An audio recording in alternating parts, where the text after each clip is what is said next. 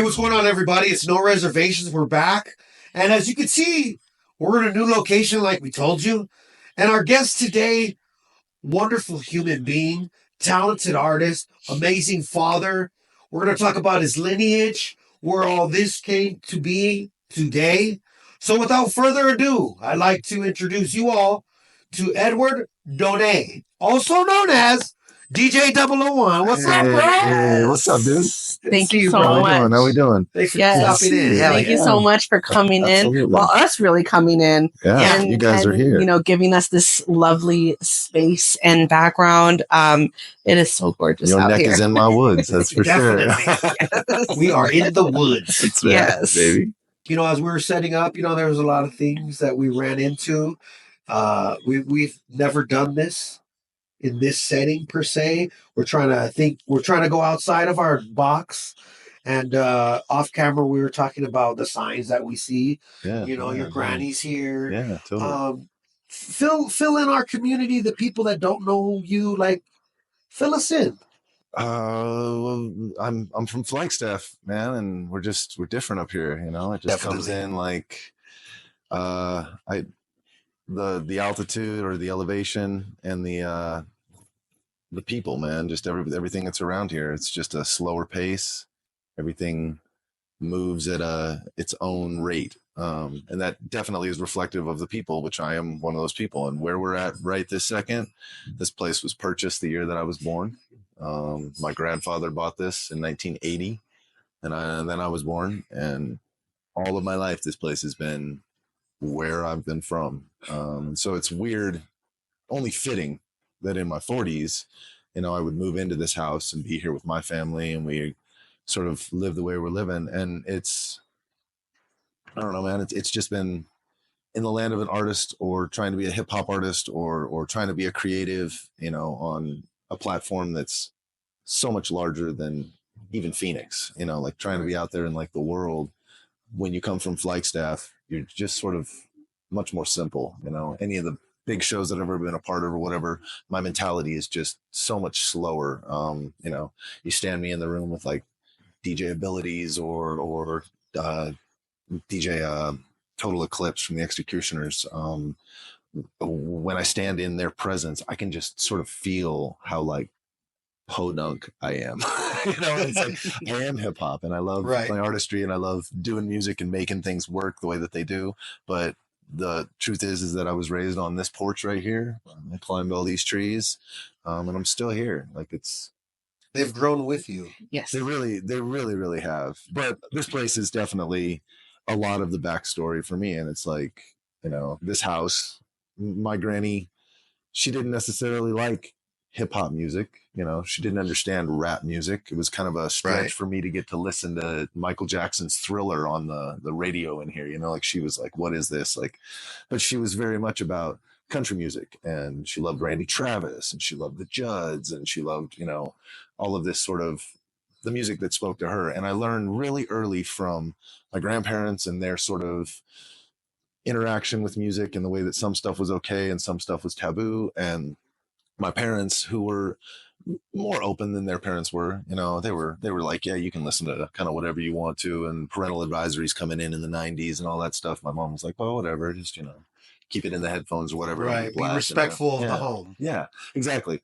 But all of that sort of transformed me into the character that I am today as an artist. And I went through an era of like, I'm going to curse on the raps that I write, and I'm going to produce anything. Then I don't care what it is, what the mode is behind it, or what the theme is. If we're just putting something out and we got these two guys together and they're just putting ideas together and we just see where it's at. I did that. And then, I don't know, after I started having kids, it was like, what are my kids going to experience if I'm gone?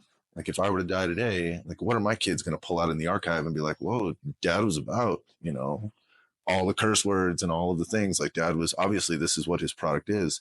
And when I started thinking about all of that, I started to really turn back to the roots of what this place is and where I came from. And it was like, well, what would be honorable to Granny? And if she barely let me listen to Thriller, but I couldn't listen to hip hop, if she was alive today, how could I roll up in here with a record and be like, yo, check out this thing that I did with Don Juan the Finisher?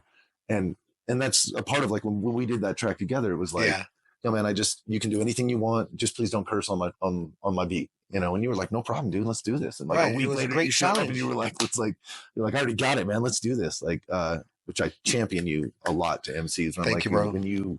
when you can step out of your comfort zone or out of what is your creativity norm and step into somebody's parameters and say, this guy doesn't want me to curse, or this is what the topic of the song is about. Like those are the real MCs, the guys who can come in and set aside a little bit of their creative, Their norm. Yeah, their norm to say, I can do it this way. And then when they succeed, and something like what you put together was like, dude, this is one of my proudest moments. Like, Thank you, this bro. whole beat is samples and loops from classic samples and stuff like that. That's all mashed up in different ways. And we got to embody a really fun side of hip hop and tell a really good message too. And so Definitely.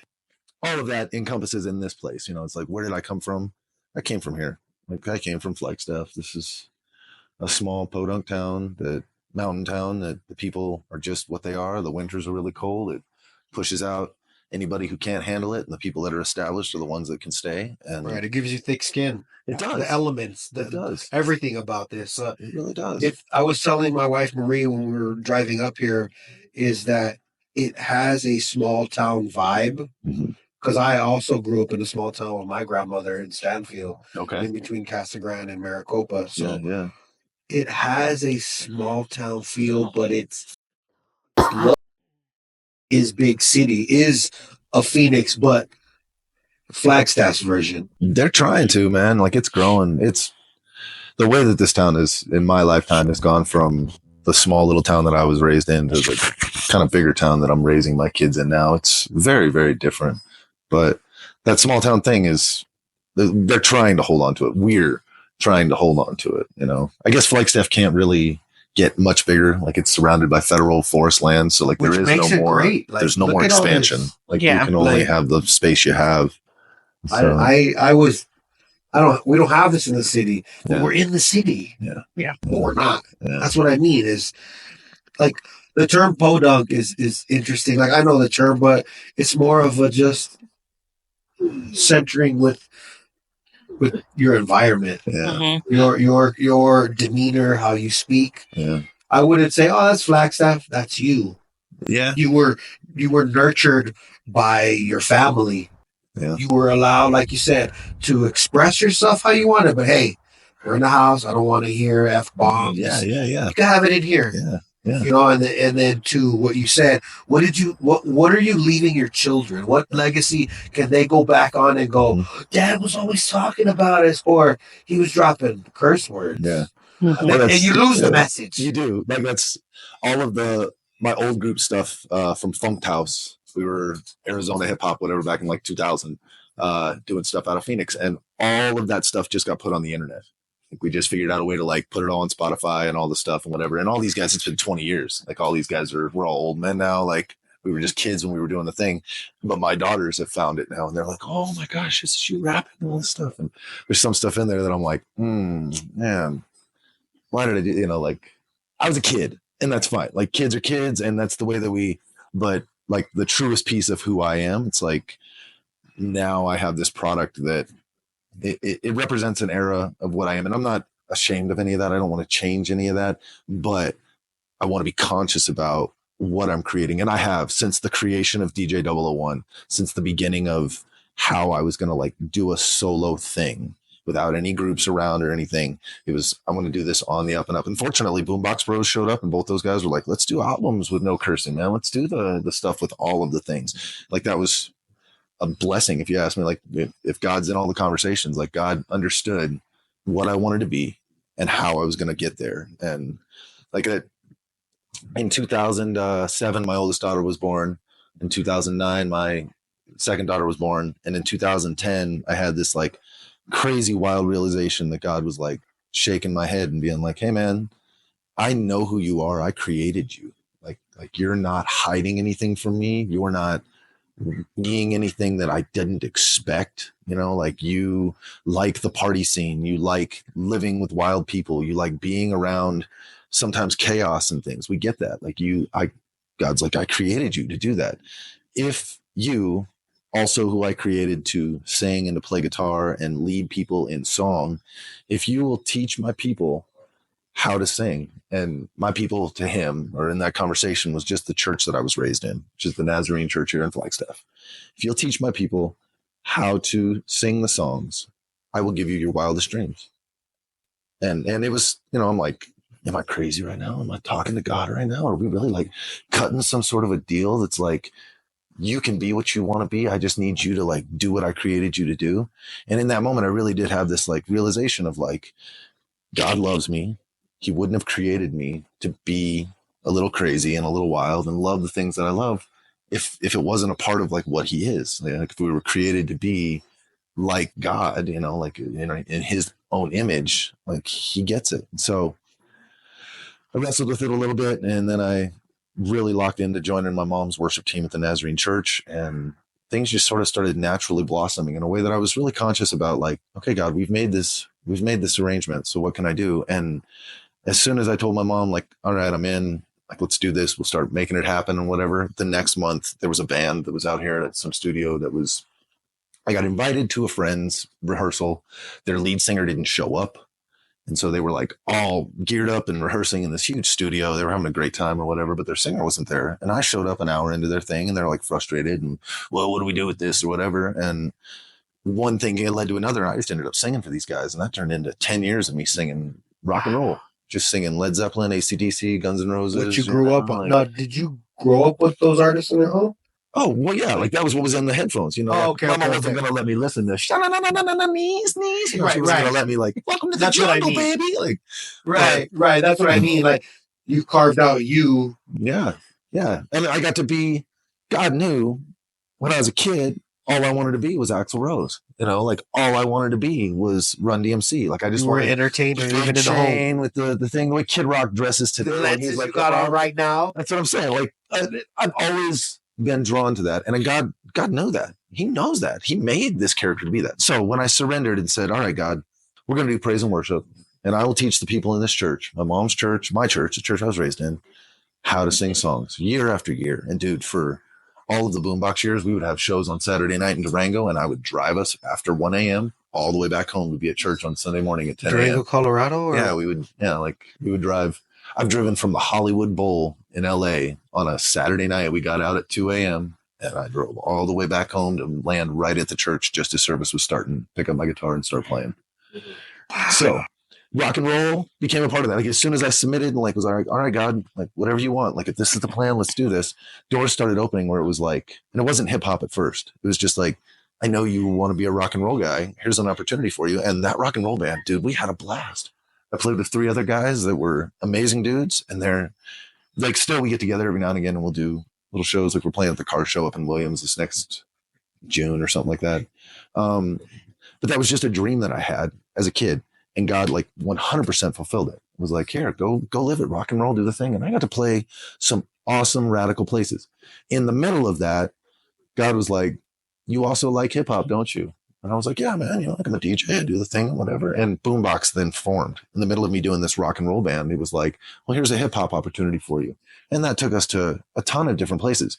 But I told both those guys and all the guys in the rock and roll thing, like, if you guys don't understand that this is like the blessings of God, like I can't be a part of this. Like if you guys don't at least submit to the fact that my interaction in this is something that God has given to us, this will never work. And everybody in the group, everybody in all the bands was like, yeah, dude, that's great. It sounds, praise God, like, and so that testimony is like the biggest part of who I am. All the rest of it, hip hop with these people, rock and roll over here, church worship, all of it is encompassing around my relationship with Christ and the way that God moves in my life. And I know that sounds like Joel Osteen cheesy or like, no, like that's your truth. That's what I mean. Like you're not fronting right now. Yeah. You've lived your life, and it's only right that you open it up this way. It's almost in the liking to like when we were talking with Tech, the Super Latin. He said he was being honest and giving his true story or a testimony, if you will. Yeah. And he said, we can't talk about my accolades. Yeah, without without the struggle. Yeah, without Wow. talking about what the struggles were. Right. Like this right now is powerful, bro. Mhm. Just the energy. You know, we are talking about you. You're highlighting, but I move a little different, but I feel what some call a spirit or an energy. Sure. So again, it's emotional right now, Yeah. and this is where we're supposed to be Yeah. right now. Right now, 100%. we don't, you know, we don't sketch anything out, and this is what it's supposed to be. Yeah. Mhm. You know, and you have to be able to work within parameters that maybe you're not used to. Yeah. An outsider, not you per se, but everyone that comes in. Like I'm really hearing what you're saying. I'm like, wow, that's what we did. We made magic, Yeah. just like you made magic with other musicians. But right now we're making magic. Oh yeah. Oh yeah. You know, like I appreciate you for that message, bro. Absolutely. You have to understand that before you guys showed up, I was praying like, God, how is this going to do something that will, if your purpose in your podcast is to interview people so that your podcast gains recognition. My interest in this is to tell people about myself, like you said, like highlighting this thing.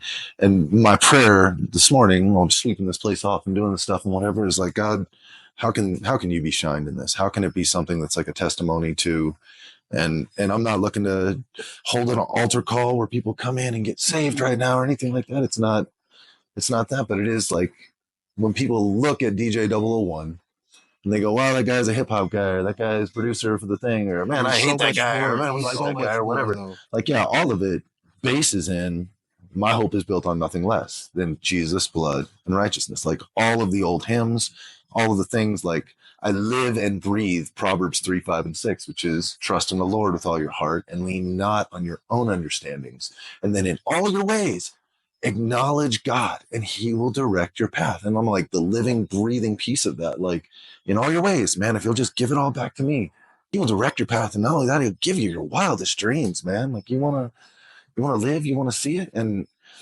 sadly, I wish that there was like that message was available on everything that I do.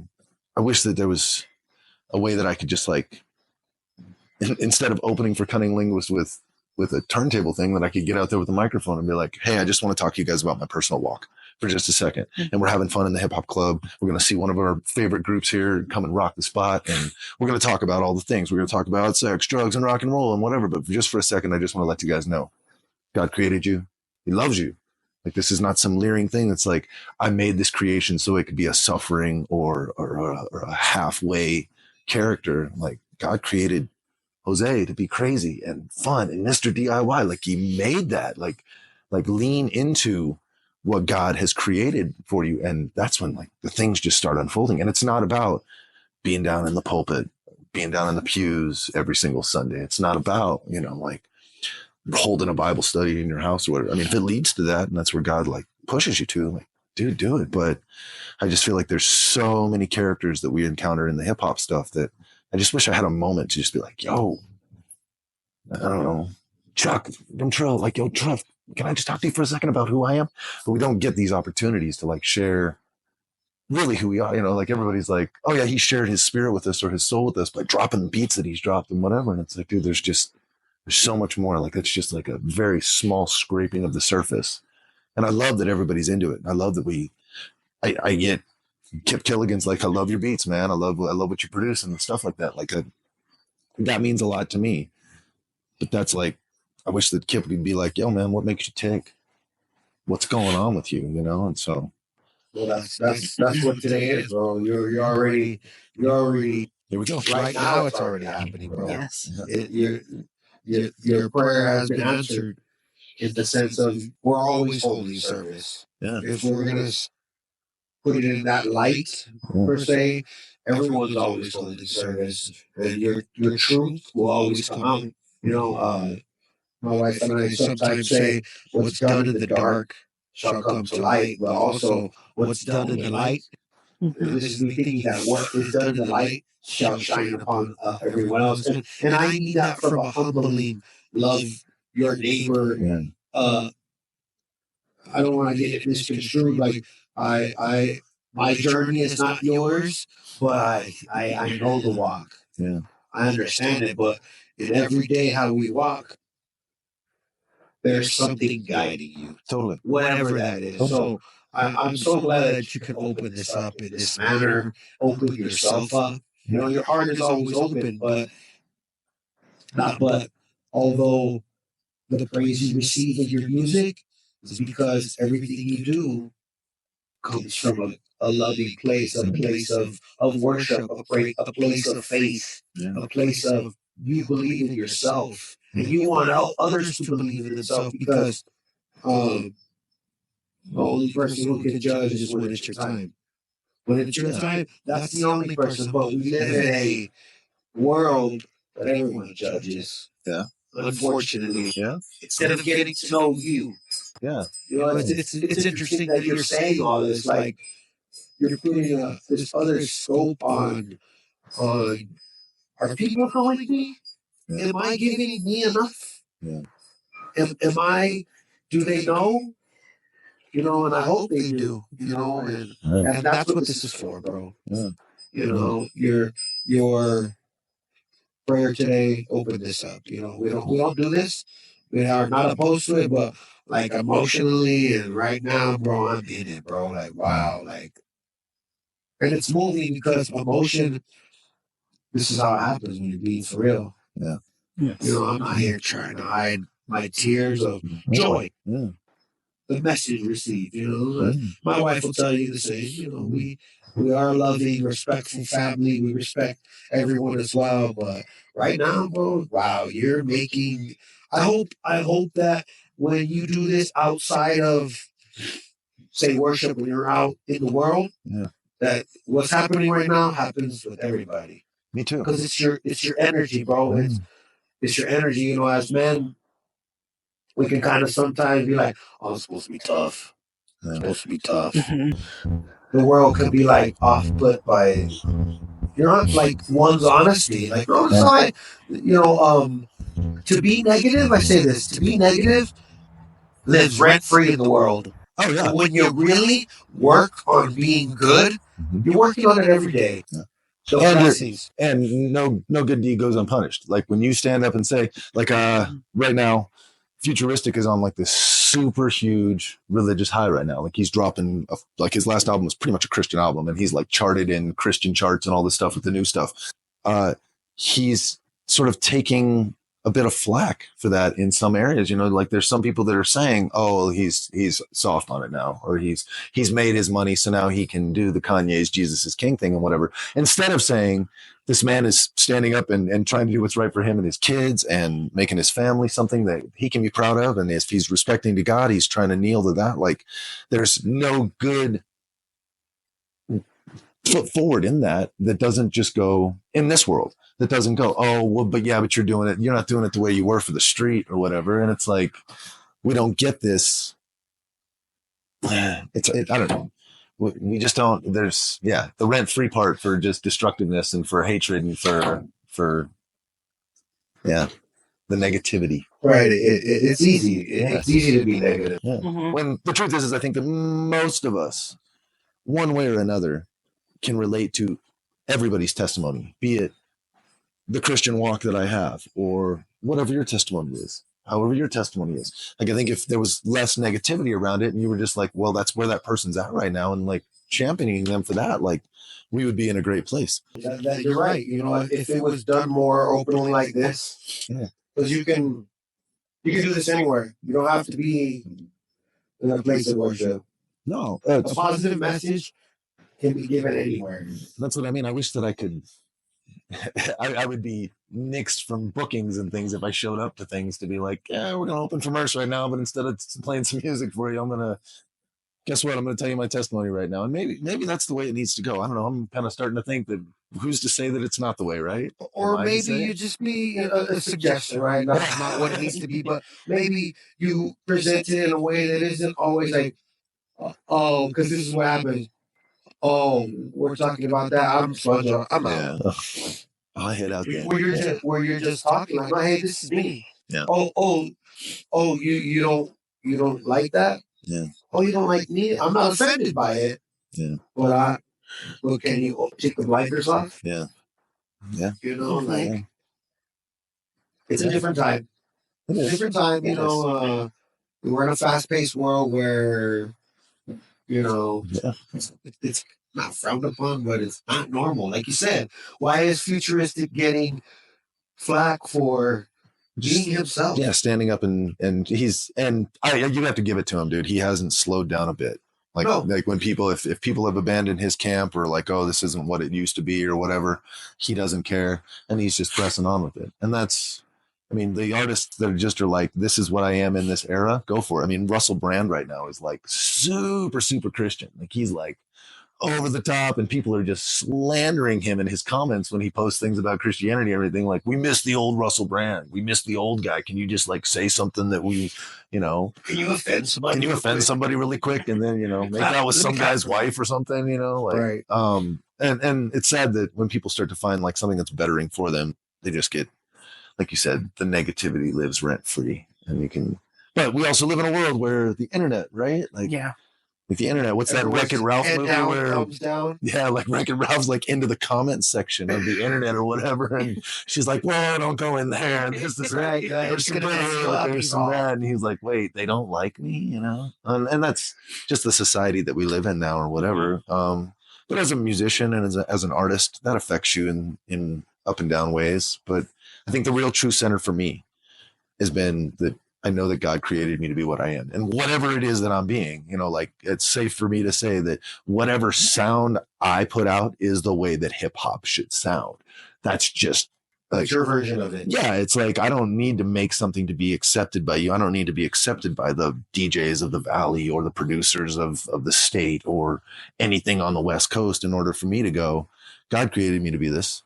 This is what I am. And I love what I am. And I love what I do. And then I put something out and it's like, oh, well, that doesn't really sound like hip hop. Well, then maybe it wasn't supposed to be hip hop, but I call it hip hop. Or maybe it is supposed to be hip hop. This is my version of it. Yeah. You can't tell me that the picture I painted isn't a picture. Exactly. And so I think the overall message for me is like, I'm comfortable just knowing that God made me what I am and put me where I'm supposed to be. I don't have, you talk about tech and that interview. I watched that interview. What's his other name? Brother Maz. Brother Maz. Yes. That's who I met on the internet, was Brother Maz. I don't know tech, I don't know. I know Brother Maz. But can't talk about my accolades without talking about my struggle.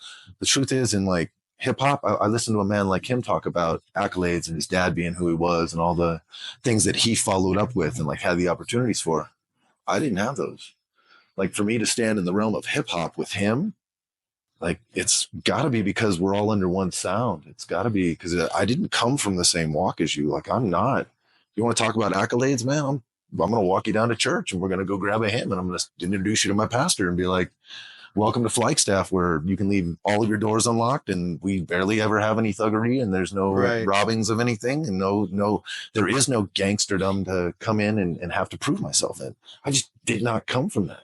So it's like, if accolades are what were to make us the thing that we are, like mine are pale in comparison to some of these that are like, man, that's like real stuff. Right. But yours as well is real. Well, when it all comes down to it, you have a track, I got a track, you got a track, we got tracks. And really, in 2000, did we all just start making music with computers?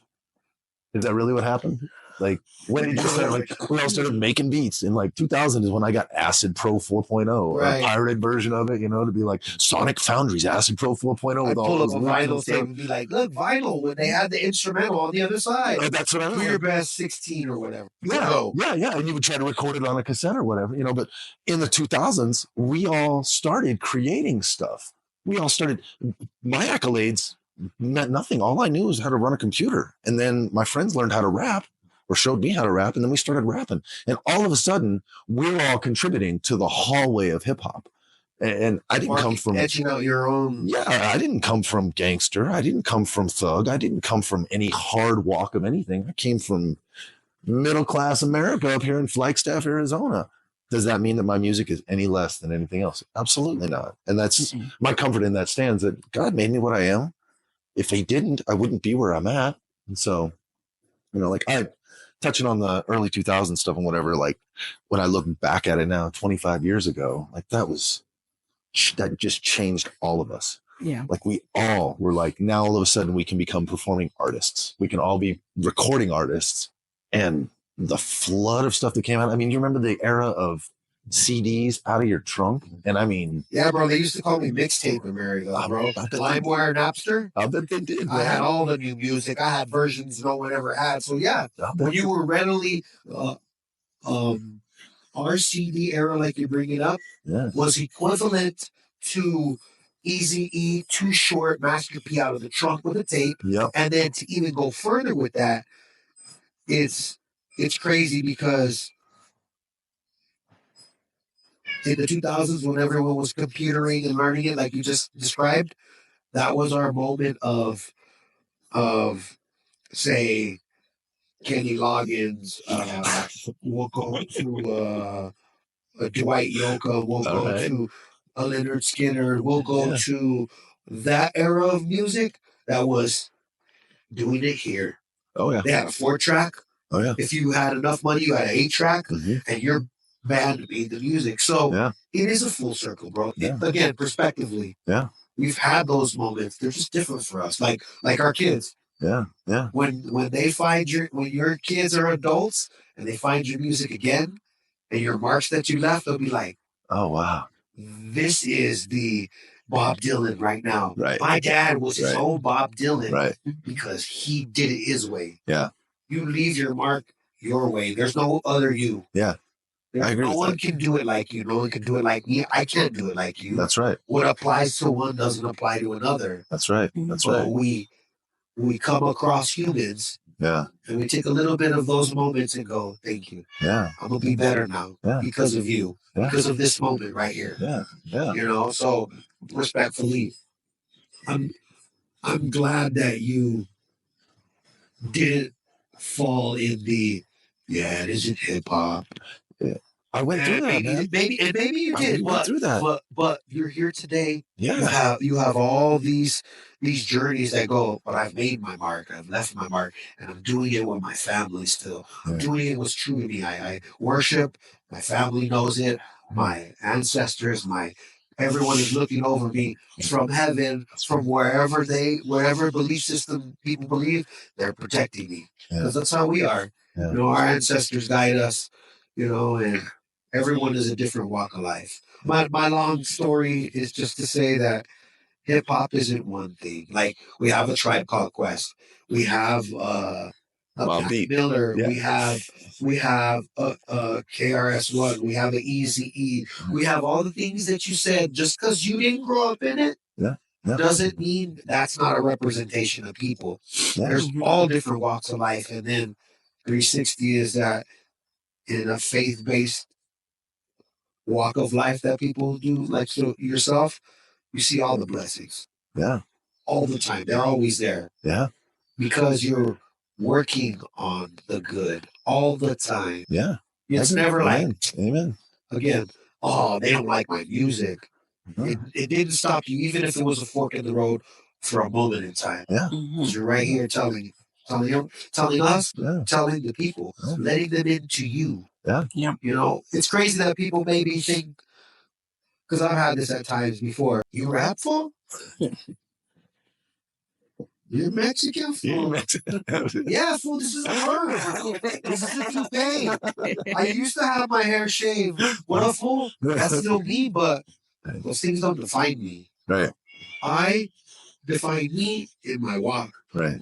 Mm-hmm. And hopefully I can have a bunch of people behind me as well. Behind me, I am in front of them.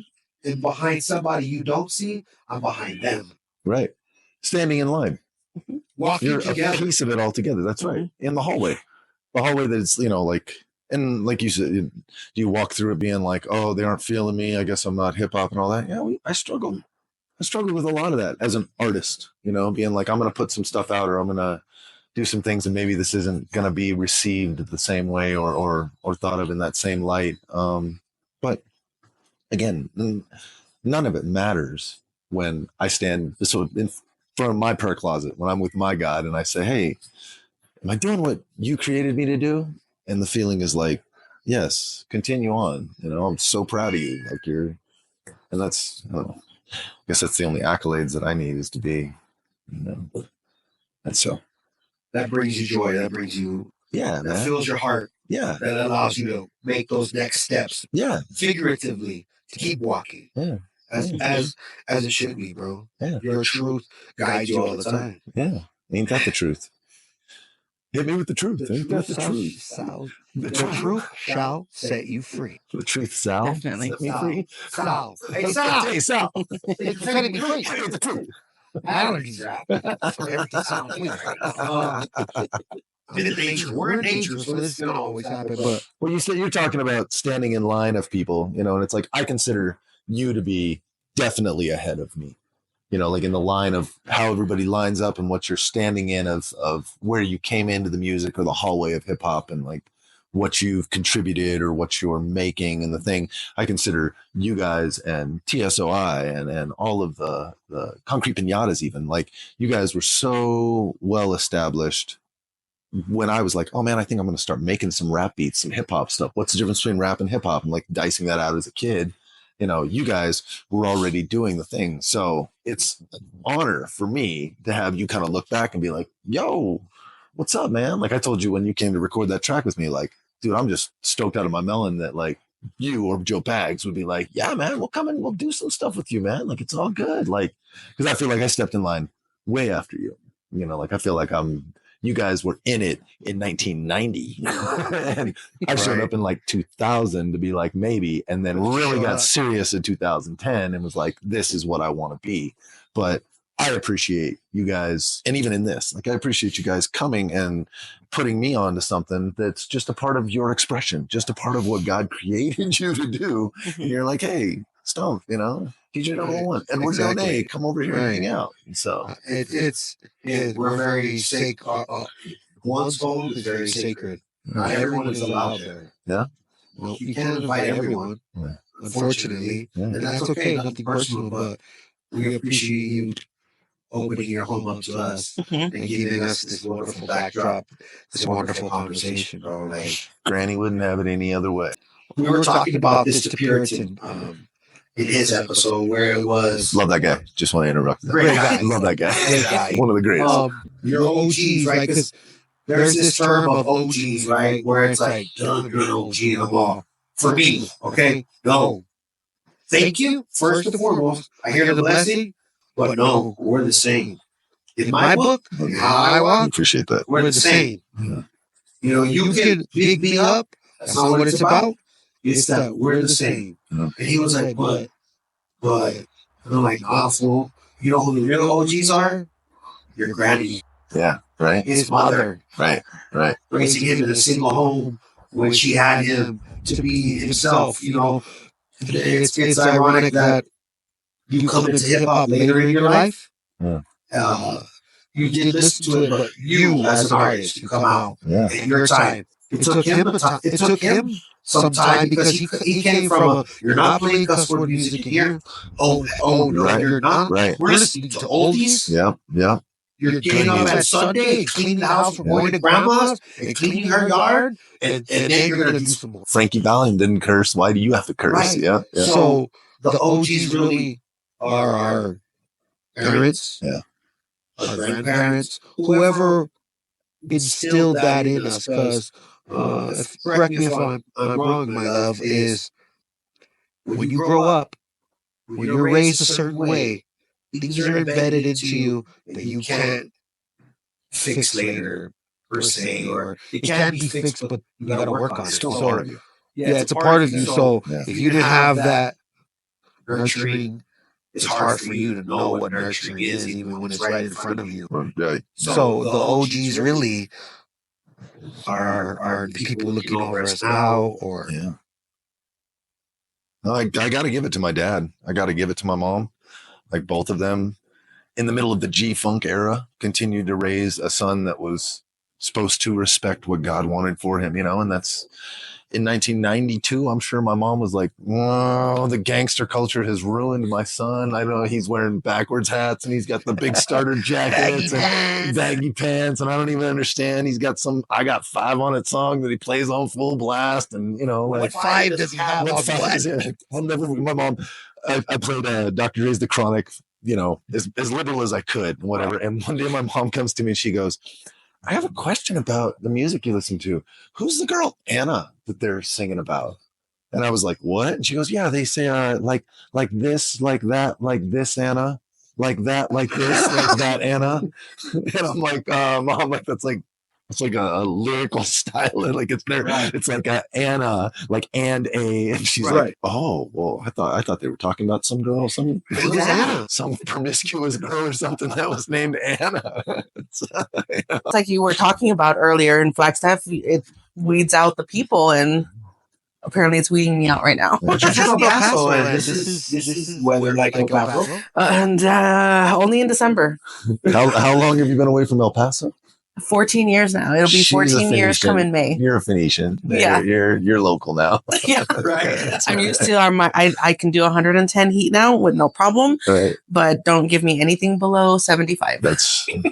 I used to say that when I lived in Phoenix. I lived there for like 10 years, and I just loved it because it was a concrete jungle. It was like skateboardable, like anything but up here. Up here, the sidewalk ends like that, Yes, like, so you gotta like go. the book. Yeah, it's just like, oh, man, you gotta walk. So, but when I lived down there, I would always say, I'm from the mountain, but man, I'll take 150 degrees as long as it doesn't go below 70, and I'm fine. Like, you can always take off some clothes and throw yourself in a pool. It'll be fine. But then I ended up making kids here, so I live in Flagstaff again. God had a different plan, right? Yes. Yes. Yeah. God definitely had a different plan for you. And that's what we were talking about. And, during our commercial break, we were talking about how full circle we got to talking with Brother Maz and his journey and how he became Brother Maz and received that name. And then, hearing Mike Red's story and then Puritan's story, and now hearing your story, and just it's almost like this season was meant for our guests to bring out and give their testimony, Totally. their testimonies. And how does that tie in with your family, like your family, your children? First of all, how many children do you have? Well, we just had one a year ago, and he was number 2, 3, 4, and 5. He was mine and my wife's second together. He was my wife's third, my fourth, and then collectively we all have 5 together. So, oh, that's amazing! And all 5 go with you guys on Sundays, or yeah. My daughters help me lead worship with my mom. My dad plays bass. We've got one of my best friends from high school plays electric guitar for us. We've got. Really, God has blessed us with a whole team of people, but my daughters are coming into their own. My daughter Hazelyn, she plays drums. She really plays everything. And she plays everything. She plays the cornet. She plays the clarinet. She plays the tuba. She plays the trombone. She rents cellos and brings them home. And Plays an oboe. Dude, she plays it all. And I'm not like, people are like, oh yeah, every kid plays a little bit of something. And I'm like, no, dude, she plays Master of Puppets on a ukulele better than Kirk Hammett can play it himself. I'm not kidding. So she is a musical savant. And then her older sister, Skyla, she sings for us. And it's become, my mom obviously is the one that started doing the worship team and things there. And it's all through the 80s and 90s. She was kind of the lady that was doing it. And now I've stepped back into it and helping out with the last 15 years or so. But now my kids are really starting to. And my 4-year-old, he, a year ago, he had a collapsed lung. We had some serious stuff. We had to be air back to Phoenix Children's Hospital, and it was pretty sweaty for a minute there. So he lost lung capacity and things and whatever. And so now, just this last week, we walked through Walmart and he's singing "Praise the Lord," and people just looking at him or whatever. We went to Las Vegas for spring break 2 weeks ago, and just walking around the strip with my kids and whatever, and he's just singing praise and worship songs. My God is so great, so God and so mighty, and just all the things that I was raised as a kid.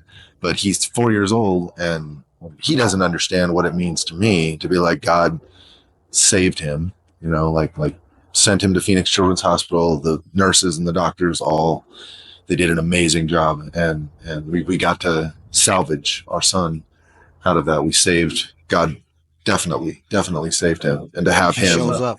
Oh yeah. And then to have him singing praises, you know, in the family and everything. So it's like, what does that translate to my family? Like it's becoming everything. And we had talked in the break about, you know, you felt like your religion was thrust upon you through like your ancestors or your grandma saying like, this is what we are and what we do. That was kind of my walk with it. It was like, I don't necessarily know if I want to be a Christian or whatever. When I found it, I was like, okay, this is definitely who I am. But I've tried really hard with my kids to not be like, going to church every Sunday, put on your Sunday best. It's like, if you want to go. If you don't, I get it. You know, figure out your own thing. And I'm blessed that they all are like, church on Sunday. You know, like, oh, we're going to, you know, like, let's worship. You know, they want to prepare the things for it, and they want to participate in it.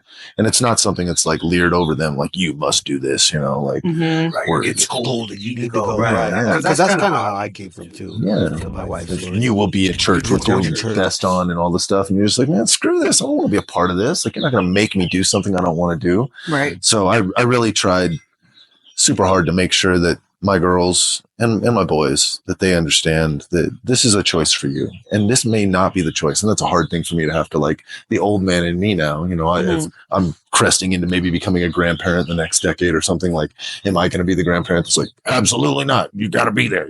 We're Nazarene and that's what we're doing. You know, like, I hope I'm not that. I hope that I can like let go enough and still be the guy that's like, no, if this is your walk, this can be your walk. But if it's not, that's okay. And I love you. And I have to love you. God loves you. He created you to find whatever walk you're finding, you know, if that's the way that it's going. I'm just here to guide you. Yeah.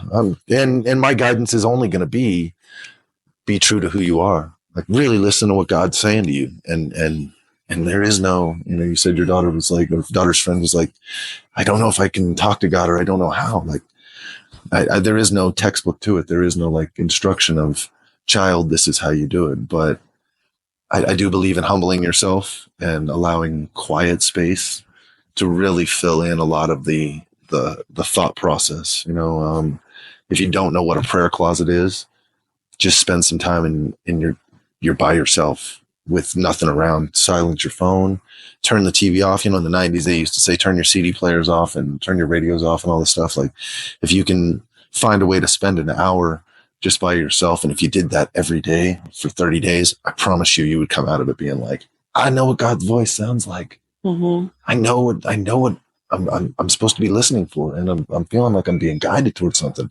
And it may not be God in your eyes. I mean, I believe that is 100% the Holy Spirit, just like awakening in you and being able to just lead you. How does that translate into what my family is? It's becoming everything. You know, and it's even the mother of my children in her hard spots, of my daughters, in her hard spots of life, she ends up coming to me going, but what does God say?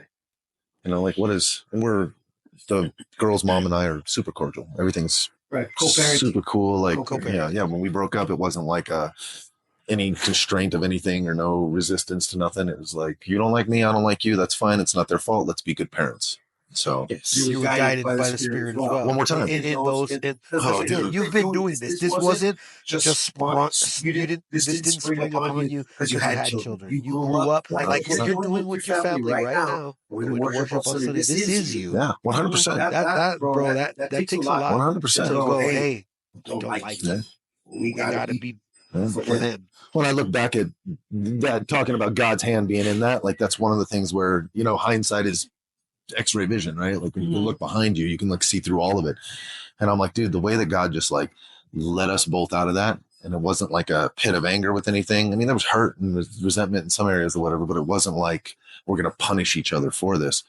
100% the hand of God that was just like, your daughters don't need to experience something like that. Right. This doesn't need to be something that's a part of you were talking about the makeup of ourselves, that like some things we just don't get rid of. There's counseling and there's like therapy for stuff or whatever, but something like the hand of God in that situation was like, we just dissolve this and make it okay. And that's, so this whole thing is really less about hip hop and more about the hand of God.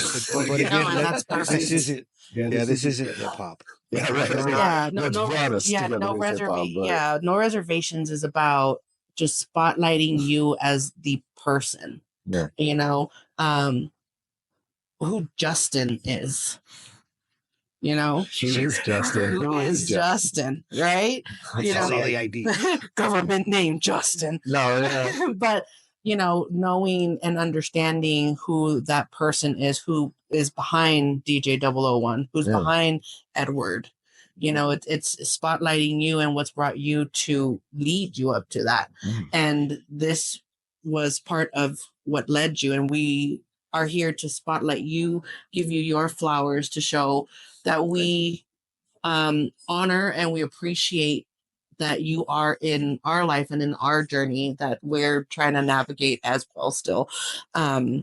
And that was the best part about No Reservations is you reached out to us. Yeah. You know, and normally we're trying to look for people. And it's like I told Puritan as well, we had made a list of people that we wanted.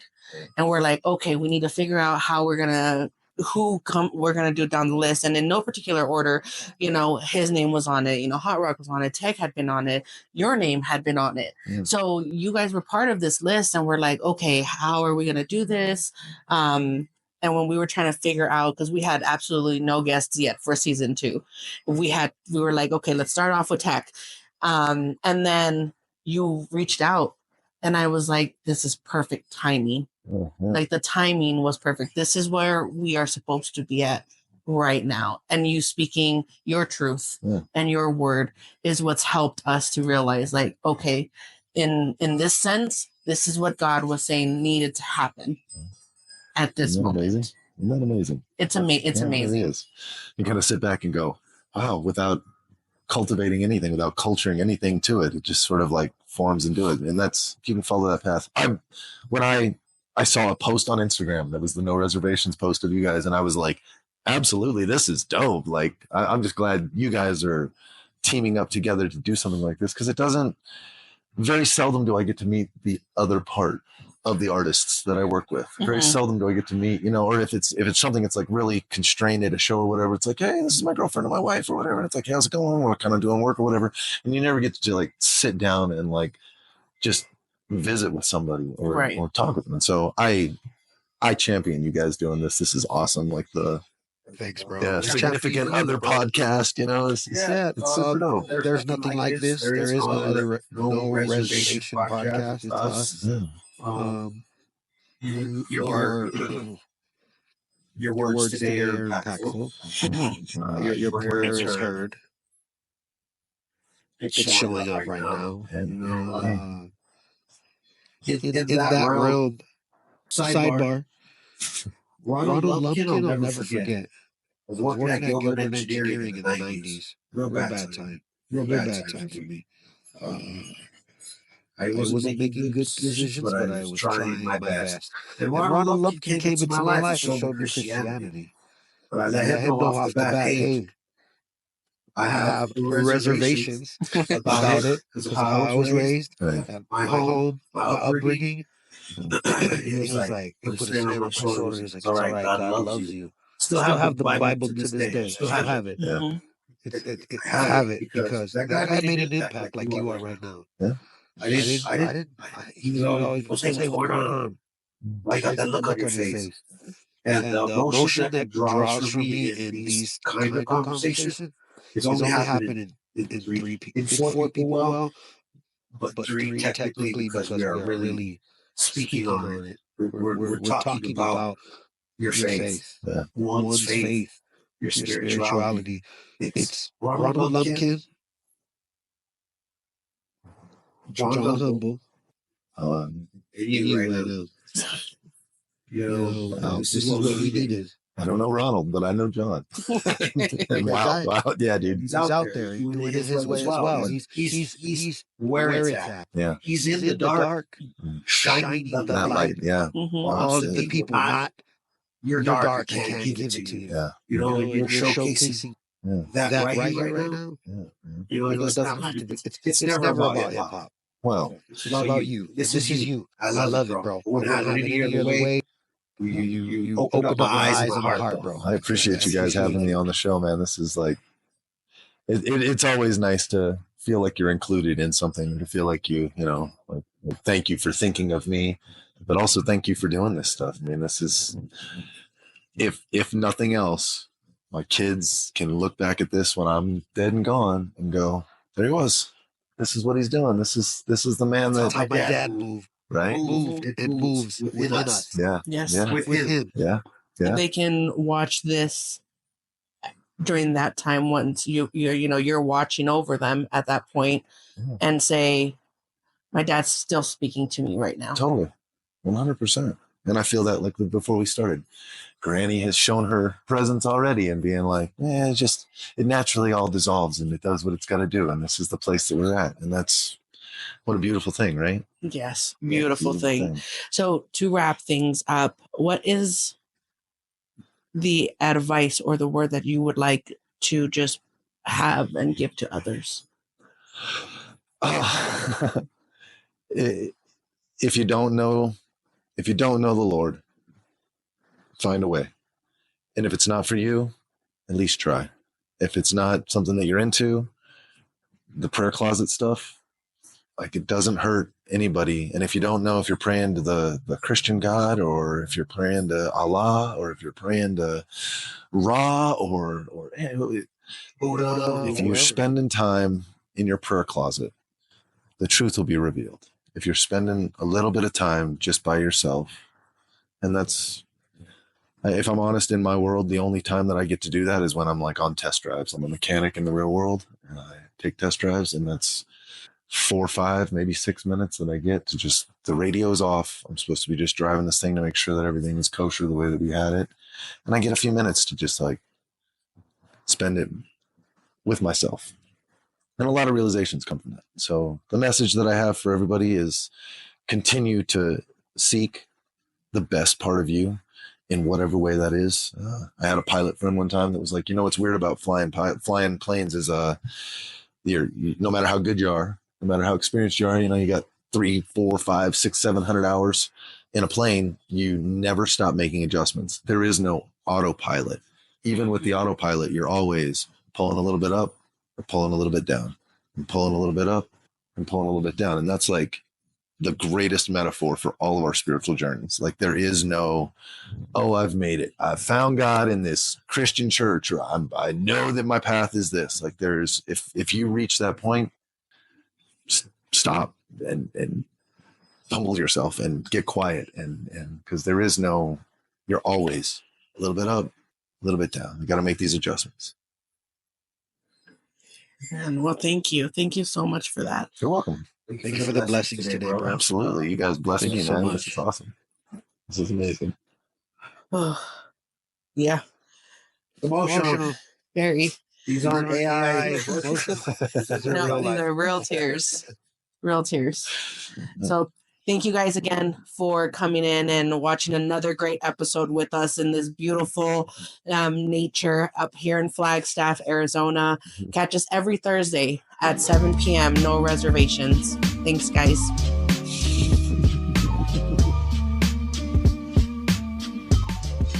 This is DJ 001.